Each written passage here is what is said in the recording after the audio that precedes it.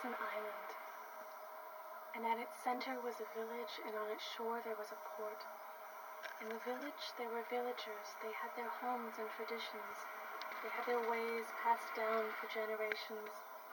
At the port there were travelers. They had their ships and cargoes. They had their ways shared and traded with many lands. Now one day the villagers grew afraid. They wanted their lives to be simple.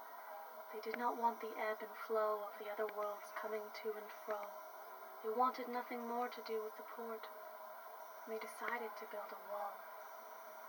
The wall they built stood thick and tall. It stood wide and strong and prime. It surrounded the village, separating it from the port.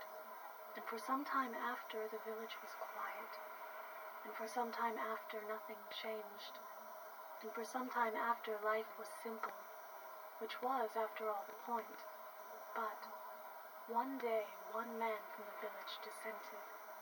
And one night, this man set his mind to finding a way back to the port and the many worlds beyond.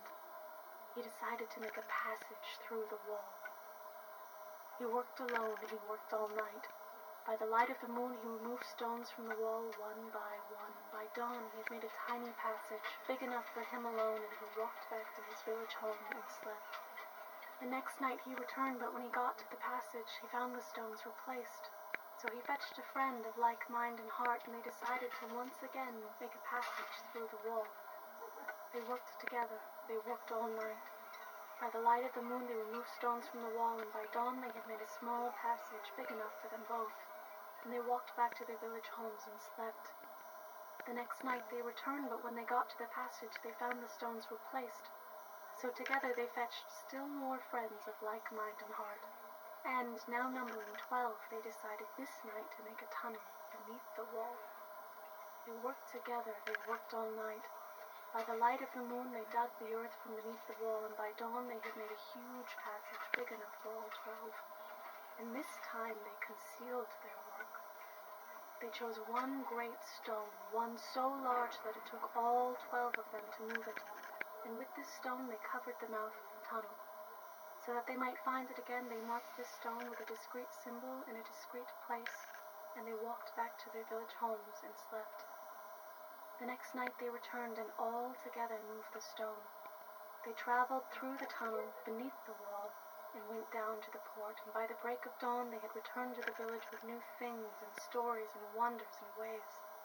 Some thought them mad and some thought them fools, but some came to them with curiosity, asking about the magic that took them beyond the wall.